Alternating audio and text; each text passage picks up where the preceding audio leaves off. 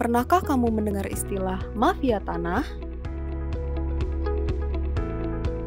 Mafia tanah merujuk pada kejahatan pertanahan melibatkan sekelompok orang yang saling bekerja sama untuk memiliki atau menguasai tanah milik orang lain secara tidak sah.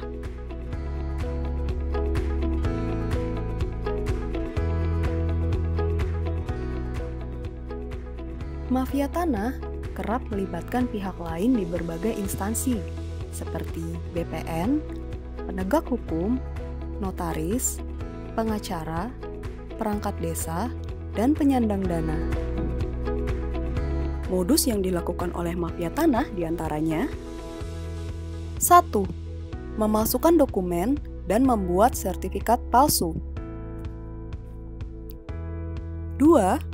Melakukan penguasaan tanah milik orang lain tanpa izin. 3. Merubah atau memindahkan patok batas tanah. 4. Mengajukan gugatan untuk dinyatakan sebagai pemilik tanah, sedangkan pemilik yang sah tidak mengetahui. Kejaksaan Agung mencatat, kerugian negara akibat perkara korupsi terkait mafia tanah mencapai lebih dari 1,4 triliun rupiah. Kerugian dari adanya praktik mafia tanah diantaranya menghambat pembangunan dan investasi, menimbulkan ketidakpastian hukum, dan menimbulkan kerugian material.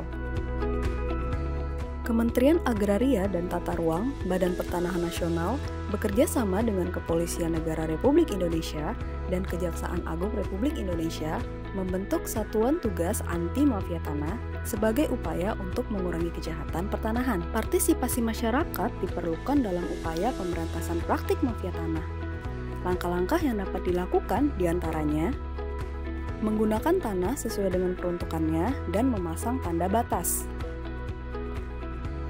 Mendaftarkan tanah ke kantor pertanahan setempat.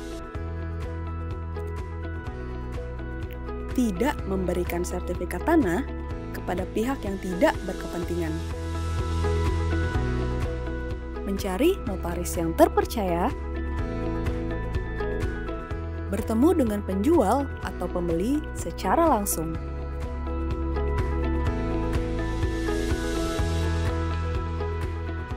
Jika melakukan jual beli, pastikan memperoleh tanda bukti pembayaran pajak penghasilan untuk penjual dan BPHTB untuk pembeli.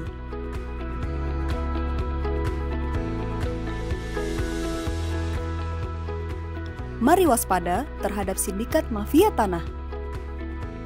Jangan sampai sertifikat tanah yang asli berpindah tangan tanpa pengawasan.